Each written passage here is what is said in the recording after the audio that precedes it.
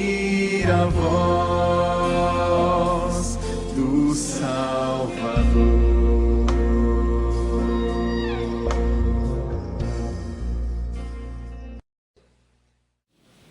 Êxodo capítulo 33.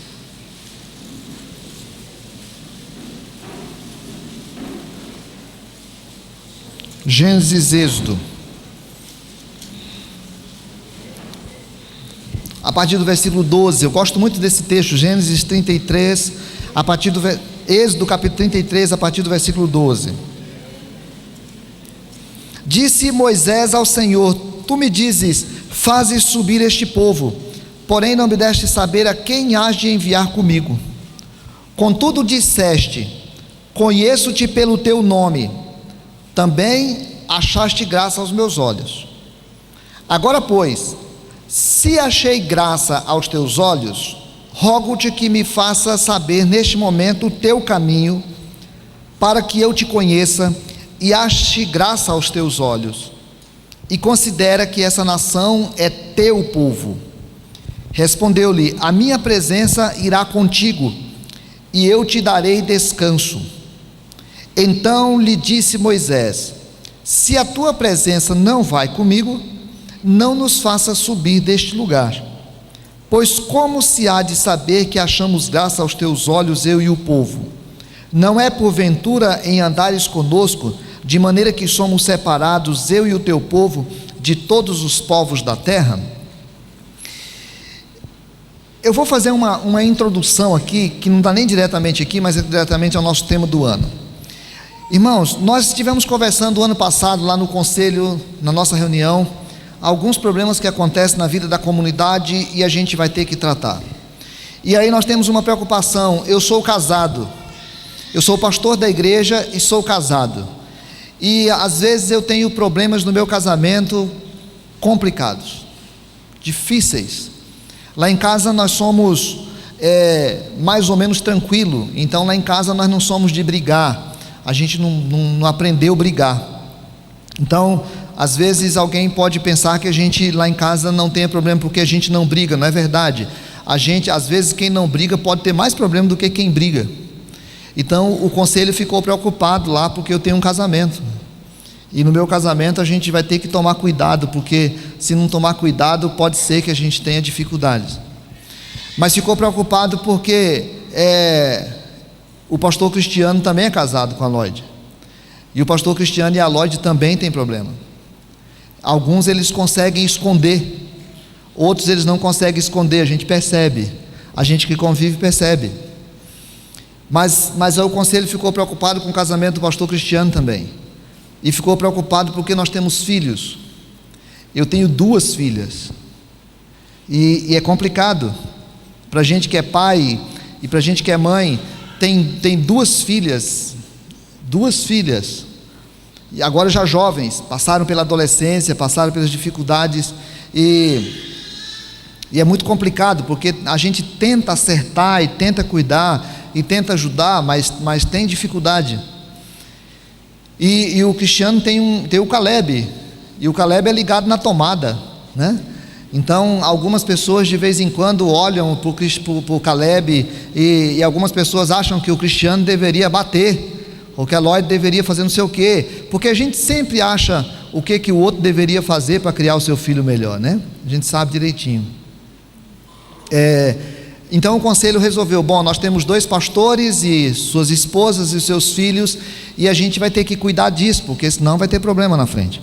Mas a gente resolveu ampliar mais um pouquinho, e percebemos que nós temos os presbíteros, e os presbíteros da igreja têm esposas e têm filhos, e têm filhas, e tem problemas, e de vez em quando a gente chega na nossa reunião de conselho, a gente para falar a respeito das vidas de vocês, a gente fala das vidas de vocês à beça lá, porque de vez em quando a gente tem que tratar um problema da vida de vocês, igreja, mas aí nós temos os nossos próprios problemas, e os nossos próprios filhos, e os nossos próprios casamentos, e aí complica. Mas é assim mesmo, nós somos conselho. O problema é que a gente tem aqui uns 9, 10 diáconos, não sei nem quantos diáconos são agora, e os diáconos são oficiais da igreja, e têm casamentos e têm filhos, e a gente tenta acertar e não consegue acertar tudo. E aí tem vocês, os membros da igreja, vocês têm casamentos, e a gente fica muitas vezes como liderança olhando para os casamentos da igreja, e é assustador o que a gente fica sabendo às vezes, e vendo os filhos das pessoas que frequentam a igreja, e também é assustador. Então nós resolvemos que esse ano o tema nosso, o ano passado era o Evangelho todo para o homem todo, e a gente estava conversando que o Evangelho tem de tratar a respeito de todos os aspectos da vida da gente. O Evangelho precisa tratar de todos os aspectos da vida da gente. Então nós resolvemos que o tema nosso esse ano seria Minha Família para Ti, Senhor.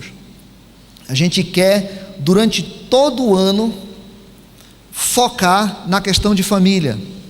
Nós estamos querendo que os professores de escola dominical das criancinhas lá comecem ou voltem a ensinar algumas coisas de famílias que não eram ensinadas, faz muito tempo que não se ensina, alguns detalhezinhos.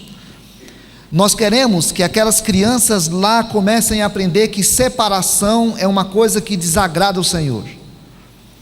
Nós queremos que os nossos adolescentes aprendam que divórcio é algo que contraria a proposta do Senhor. Mas nós queremos que eles também aprendam que marido tem que atender e tem que tratar a sua esposa com decência. E que as esposas têm que tratar os seus maridos com decência, porque senão o divórcio vem como consequência. Então nós queremos conversar de novo com aquele negócio de que os pais têm autoridade sobre os filhos. Nós queremos que os filhos aprendam a respeitar os seus pais. Nós queremos conversar sobre aquelas coisas antigas, ou como diria o padre Zezinho na música dele de A Utopia, se os pais amassem, o divórcio não viria. Chamam isso de utopia, eu a isso chamo paz. A gente quer voltar a falar dessa utopia. A gente quer voltar a falar do cuidado que nós precisamos ter com família. Essa semana nós terminamos o 3º encontro com os 5 casais jovens que vão casar agora, e terça-feira nós temos o 4º encontro. Terça-feira agora foi muito bom. Bruno e Drica, está aqui? Muito obrigado, vocês arrebentaram. Foi show de bola a presença de vocês, a palavra de vocês foi muito boa na partilha que foi feita com os meninos ali. E ontem estava o Michel e a Elida achando ruim porque já vai acabar, porque a gente quer cuidar inclusive de quem vai se casar, a gente quer trabalhar um pouco melhor isso. Então o nosso retiro, o tema vai ser esse. Nas quartas-feiras, uma vez por mês, a gente trata sobre família, e aqui nos cultos à noite, uma vez por mês, eu vou tratar sobre família, porque eu quero muito que a gente se ajude. Eu não quero que nós criemos um ambiente para a gente ficar julgando a vida do outro. Aqui continua tendo um grupo de pessoas absolutamente imperfeitas. Aqui não tem um grupo de pessoas perfeitas que vai estar preparado para julgar a vida do outro. Não, nós temos um grupo de pessoas absolutamente imperfeitas que se propõem a ajudar a vida um do outro, para que a gente possa seguir a proposta do Senhor. Então eu queria falar exatamente sobre essa proposta de Deus para a terra. Eu estou muito incomodado. A gente não tem cadeira sobrando lá na sala não, para trazer para ali não. Eu estou incomodado com a... Tem lugar aqui, as pessoas que são mais acostumadas da igreja podiam vir aqui para frente, e facilita para quem está lá, é melhor. Irmãos, eu queria que a gente pensasse sobre essa coisa do projeto de Deus na terra, está bem? Há dias atrás eu ouvi uma moça de 23 anos sofrendo muito, porque o pai dela mora num outro estado, casado com uma outra mulher, e ela tem 23 anos e está sofrendo muito por conta dessa situação. Mas também vi uma menina, há pouquinho tempo, uma menina de 14 anos chorando, porque o pai dela mora em outro estado também, casado com uma mulher, e ela diz assim que é muito ruim quando ela para e pensa que o pai dela está lá com uma outra mulher, e que os filhos deles estão felizes porque tem a presença dele, mas ela não tem. Eu tenho acompanhado histórias e mais histórias. Eu tenho um amigo no Mato Grosso do Sul, pastor, casado, pai de 3 filhas, já pastor, já adulto, que entrou numa crise depressiva, e não sabia por quê, e depois de um tempo foi descoberto que ele estava inconformado com a separação dos pais. Os pais se separaram e ele já era adulto. Parece que nós às vezes não paramos para poder observar os efeitos maléficos que tem quando a gente resolve sair do projeto de Deus. Deus tem um projeto e Ele não proíbe a gente sair do projeto. Só que quando nós saímos do projeto de Deus, nós nos arrebentamos ou arrebentamos a vida de quem está ao nosso convívio, quem está do nosso lado. Então é preciso que a gente pare um pouquinho e tente perceber que nós precisamos caminhar no projeto de Deus. Naquilo que Deus projetou para nós é o melhor, ainda que nós não estejamos entendendo no momento, é o melhor. Israel foi um povo que Deus chamou, Ele escolheu. Ele pegou um velho, uma velha, e disse para eles: olha, eu vou formar um povo enorme, um povo que vai abençoar a terra inteira, através de vocês. Os velhos acharam meio estranho, porque já velho, nós não temos filhos, mas tem toda a história que vocês conhecem, que Deus trabalha a vida do Abraão, a vida da Sara, eles geram o Isaac depois gera o Esaú e o Jacó tem os seus filhos, e por uma história maravilhosa que é maravilhoso quando a gente percebe que Deus foi conduzindo a história daquele povo, daquela família. Eles foram parar lá no Egito, estavam lá no Egito, cresceram e durante 430 anos viveram no Egito. Passaram muitos desses anos como escravos depois. E eles foram ensinados a respeito de um Deus, o Deus que os levou, o Deus que os cuidou, o Deus que os chamou, e agora eles eram uma multidão que vivia naquele país, e a economia daquele império dependia da forma que o povo de Israel trabalhasse ali, até que Deus resolveu então libertar o seu povo e dar continuidade no seu projeto. Agora, irmãos, de Abraão até Moisés, bota 550, 600 anos talvez. Aquele dia que Deus falou com o Abraão, vários momentos, se a gente olha na história, dá a impressão de que Deus perdeu o projeto. Primeiro porque o projeto já começou ruim. Ele diz que a tua descendência será como as estrelas no céu e a areia na praia. 2 velhos? Com uma mulher estéril? Era um projeto maluco. Mas Deus ele começa o seu projeto e ele termina o seu projeto. Talvez o Moisés, quando foi vendido pelos seus irmãos, ele imaginou, aliás, o José, quando foi vendido pelos seus irmãos, ele tenha pensado: acho que o projeto não vai dar mais certo. Talvez aquele povo, quando estava escravo lá no Egito, ele falou: não, esse projeto não vai dar certo. Muita gente talvez tenha morrido imaginando que o projeto não estava mandando mais certo, mas Deus tinha um projeto. Agora ele chama Moisés e diz: Moisés, eu quero dar continuidade num projeto, cara. Eu tenho um projeto para a terra, e o meu projeto precisa que agora você volte lá no Egito, liberte o meu povo e traga o meu povo para que volte para a terra dele, para que possa dar continuidade no projeto.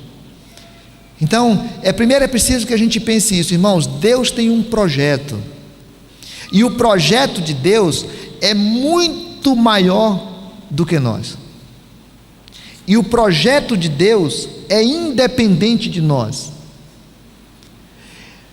Muitas vezes nós imaginamos: Deus tem um projeto para mim. Não, Deus tem um projeto para Ele. Você e eu somos um detalhe do projeto dele. Pode ser que o Júlio e a Nayara sejam tentados agora a imaginarem que o casamento do dia 6 de março que vai ter é um casamento que é o projeto deles. Se eles entenderem que o projeto é deles, eles não entenderam o projeto de Deus.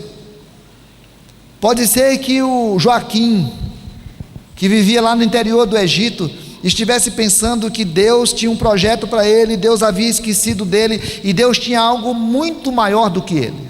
Ele não estava entendendo. A gente precisa compreender que Deus tem um projeto para a terra, e no projeto da terra, Deus estabeleceu a família. A família é projeto de Deus para a terra. A forma de Deus administrar a terra, eu tenho falado sobre isso aqui, não é a Igreja Católica Romana, com o Papa. Não é a Igreja Presbiteriana do Brasil, ou qualquer outra igreja, ou qualquer pastor, ou qualquer líder religioso. O projeto de Deus para a terra não é um projeto que passa pelas instituições religiosas.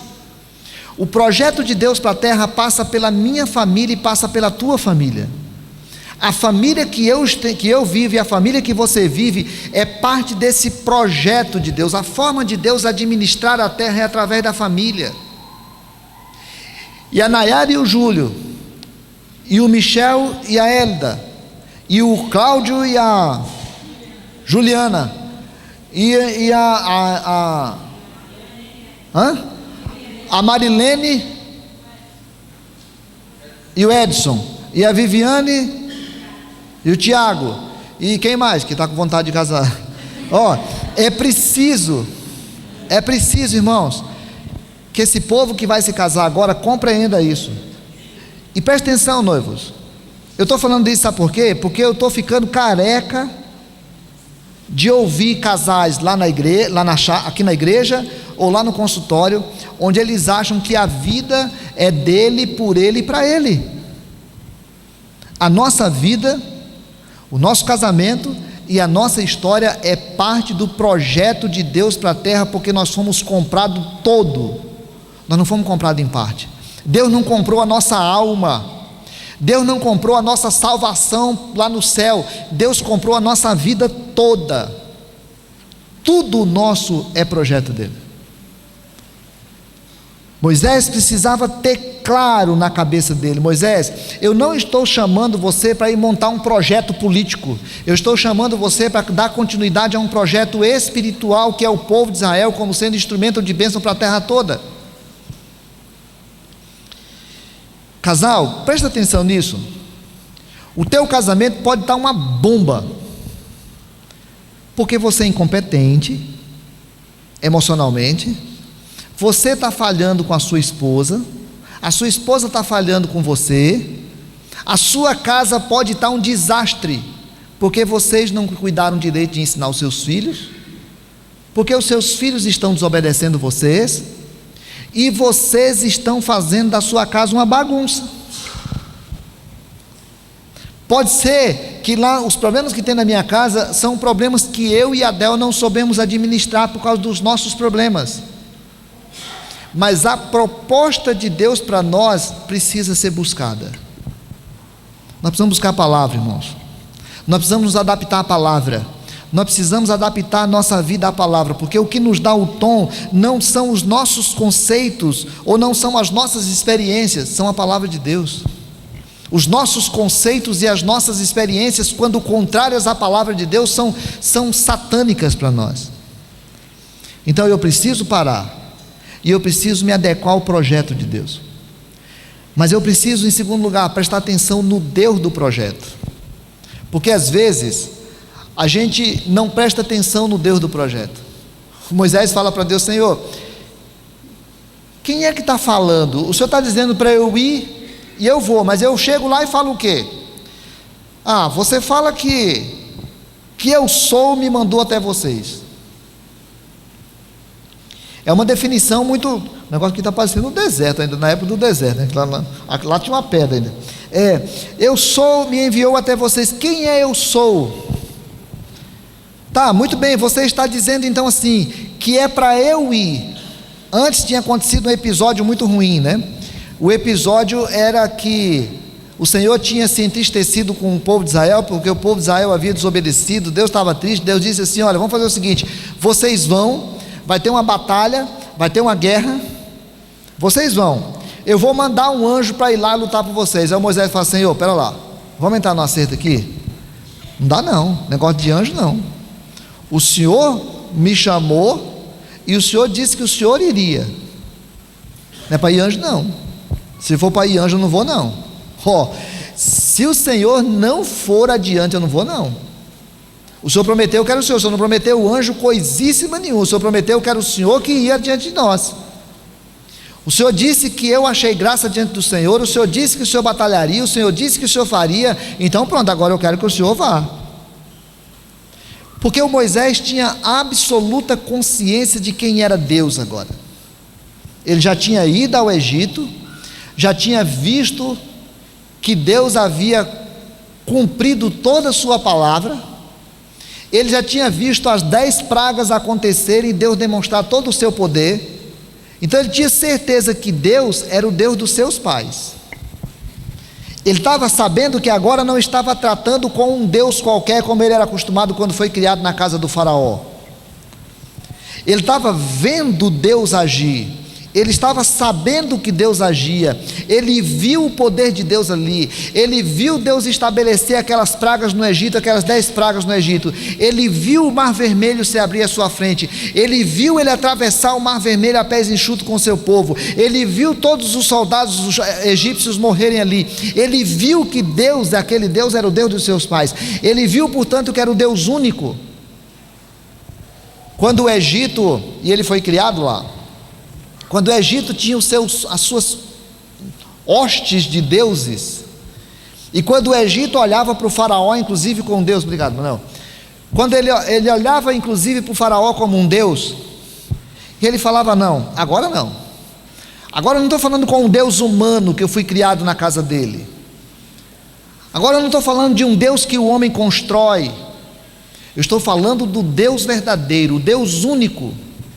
Era o Deus dos meus pais, é o Deus único, é o Deus que tem todo o poder, é o Deus que tem condição de dirigir esse povo e a gente vencer as guerras que nós teremos pela frente, é o Deus que vai poder conduzir quase 2 milhões de pessoas andando no deserto. Eu sei quem é Deus, eu vi Deus fazer, eu vi Deus agir, ele tinha uma experiência com esse Deus. Ele sabia que havia um projeto maravilhoso de um Deus maravilhoso. De novo os casais aqui, eu vou me reportar ao Júlia e Nayara porque é o próximo casamento, né? Mas Júlia e Nayara precisam compreender isso. Existe um projeto, mas existe um Deus que cuida, um Deus que tem interesse, um Deus que se faz presente, um Deus que abençoa, um Deus que é capaz de fazer milagres, um Deus que é capaz de transformar situações absurdas para poder manter o seu projeto. Deus pode fazer milagres para poder manter o seu projeto, porque o projeto é dele, porque o que está em questão é o nome dele. Aliás, o Senhor se identifica tanto com o seu povo que ele diz assim: eu perdoo vocês por amor a mim. Quando nós temos a compreensão de que a nossa vida pertence ao Senhor, quando nós temos a compreensão de que o Senhor tem um projeto da terra, quando nós temos a compreensão quem é o Senhor, a nossa vida ganha uma outra dimensão, irmãos. Você entende que você é servo do Senhor? Você entende que Jesus Cristo morreu na cruz por você, que você é propriedade exclusiva dele? Você entende que Satanás não tem mais poder sobre você? Você entende que tudo que é teu só é bênção se você puder dizer que é do Senhor? Se você puder ter consagrado ao Senhor e falar: Senhor, então está aqui, olha, eu estou entregando ao Senhor, eu estou entregando a Sofia ao Senhor, eu estou entregando o casamento ao Senhor, eu estou entregando a minha vida ao Senhor, tudo te pertence, porque eu sei quem é o Senhor, eu sei em quem tenho crido, estou bem certo que Ele é poderoso para fazer infinitamente mais do que nós cremos. No dia que a família de Lázaro estava entristecida porque Lázaro havia morrido, E Marta corre ao encontro de Jesus. Quando ela corre ao encontro de Jesus, ela cai aos pés de Jesus, porque Lázaro havia morrido. Ela diz assim: Senhor, se o Senhor estivesse na minha casa, meu irmão não teria morrido. Eu sei quem é o Senhor. Às vezes, irmãos, tem coisas morrendo dentro da nossa casa, porque nós esquecemos de olhar quem é o Senhor. Tem coisas morrendo nas nossas relações, porque nós esquecemos quem é o Senhor. Tem casamento se acabando aos pouquinhos, porque nós fomos afastando Jesus de casa aos pouquinhos. Todo dia a gente bota Jesus para fora um pouquinho. Talvez a gente pode combinar um dia desse aqui, da Márcio e Mariano fazerem a peça que foi feita lá no Retiro ano passado, né? Porque às vezes a gente vai afastando Jesus aos pouquinhos. A gente vai falando assim: Senhor, faz o seguinte, fica aqui, ó, porque agora nós temos um projeto novo, nós temos uma loja nova, nós temos um curso novo, nós temos uma viagem nova, nós temos uma caminhonete nova, nós temos uma coisa nova para comprar. Jesus, mais um pouquinho para lá, porque o Senhor está incomodando aqui um pouquinho. E a gente vai afastando Jesus aos pouquinhos do nosso casamento, da criação dos nossos filhos, da nossa vida pessoal, e o resultado é terrível, porque nós não deixamos Jesus ser prioridade dentro da nossa casa. Então eu preciso parar para pensar no projeto, e eu preciso parar para pensar no Senhor do projeto. Por último, eu preciso parar para pensar nos servos do projeto. O Moisés fala assim: Senhor, o Senhor disse que eu achei graça diante do Senhor. Achar graça significa: você não merece nada, Moisés. Você não merece nada. Você não merece nada. Mas você achou graça diante dos meus olhos. Eu resolvi te amar, mesmo você não merecendo. Eu vou te usar como instrumento meu. Você vai falar o que eu colocar para falar. Então, sou eu, o projeto, você que vai liderar, você que vai fazer, mas você precisa compreender que você vai estar sob a minha graça. Eu conheço você pelo nome, você achou graça diante dos meus olhos. Eu vou agora fazer você caminhar o caminho, eu vou conduzir você, eu vou abençoar você. E aí nós ouvimos essa história de Moisés e vemos as quantas vezes que Moisés chegou numa situação que ele não tinha o que fazer. Não tinha o que fazer. Está no meio do deserto com 2 milhões de pessoas, sem água, e não ter o que fazer. E aí o Senhor fala assim: Moisés, bate na pedra e surge água. É manter esse povo 40 anos no deserto, sem ter o que fazer, com uma nuvem cobrindo o sol, para que eles não torrassem no deserto. O Moisés não tinha como cobrir a situação de todo mundo, mas ele era servo. Ele era o servo do projeto, ele não era o senhor do projeto, ele era o conduzido do projeto, ele não era o condutor do projeto, porque ele tinha consciência de que era servo. E Deus fez uma obra maravilhosa naquele povo durante 40 anos, ensinando aquele povo a deixar de viver como escravo para aprender a viver como senhor. E aí colocou esse povo na sua terra, de acordo com o seu projeto.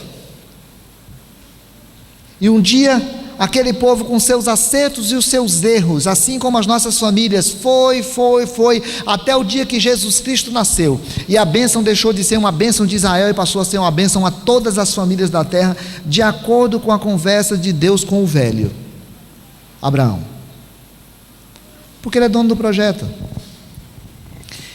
Marido, preste atenção numa coisa. Nós maridos, nós precisamos prestar atenção numa coisa. Deus tem um projeto chamado família. Ele continua sendo Deus, e Ele continua esperando que nós sejamos servos na condução do projeto dele. Mulheres, Deus tem um projeto, e vocês são a estrutura que sustenta muito desse projeto. Se vocês se colocarem como servas, Senhor, eu quero ser instrumento do Senhor na vida da minha família. Filhos, Deus está ensinando para vocês a condução do projeto. A maneira que Deus criou para poder conduzir esse projeto na terra foi através da família. Para os pais que temem ao Senhor, ensinar os seus filhos a temerem o Senhor, e os seus filhos sonharem em temer ao Senhor. Por isso que é importante que os jovens aprendam: Senhor, o meu casamento não é uma coisa minha, é tua, portanto dá teu jeito. Dá teu jeito. Eu estou esperando a pessoa que o Senhor preparou para mim. Dá o teu jeito, porque eu estou confiando no teu projeto. Projeto de Deus, irmãos.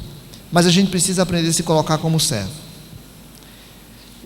Como servo significa que eu vou chegar em casa muitas vezes aborrecido com a Adel. E olha que eu me aborreço com a Adel, hein? Pra caramba. Agora vocês não têm noção das quantas vezes a Adel fica aborrecida comigo. Se a Adel se aborrecesse comigo só o tanto que eu me aborreço com ela, eu estava bem, eu estava feliz. Mas nós somos servos de um projeto maior que é o Senhor, e a gente precisa restaurar essa ideia e esse conceito dentro das nossas casas, onde os pais entendem que eles têm de fazer algumas coisas, não é porque eles gostam ou não gostam, é porque eles são servos de um Senhor. Onde os filhos têm de compreender que eles têm de viver de tal maneira, não é porque eles gostam ou porque eles não gostam, porque eles são filhos do Senhor, e enquanto eles estiverem na casa dos pais, eles têm que respeitar os seus pais, gostem ou não gostem, e o dia que eles resolverem não respeitar mais os seus pais, eles saiam das suas casas e vão viver do jeito que quiser, mas enquanto estiverem nas suas casas, eles têm que respeitar os seus pais, porque eles fazem parte de um projeto do Senhor. Porque o projeto de Deus, quando a gente vai lá para a palavra de Deus, ela diz que tem que ser assim ou ser assado, e a gente tem que se adaptar, porque o projeto é do Senhor.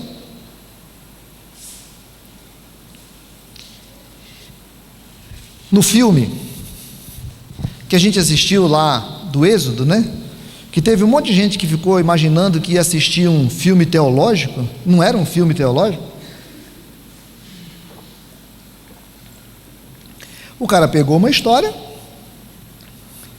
e criou em cima da história. Então a gente não pode assistir aquele filme imaginando: eu vou ler a Bíblia. Não vai ter jeito, vai ter que ver outro filme. Aquele filme não se propõe a isso, né? Mas o filme é muito bonito, e o filme preserva algumas coisas muito interessantes assim. Ele preserva que foi Deus quem chamou Moisés. Ele preserva que quando Moisés ficou tentando fazer as coisas do jeito dele, não dava certo. Ele preserva que foi Deus quem agiu e quem libertou o povo de Israel. Ele preserva essa ideia central, muito bonito.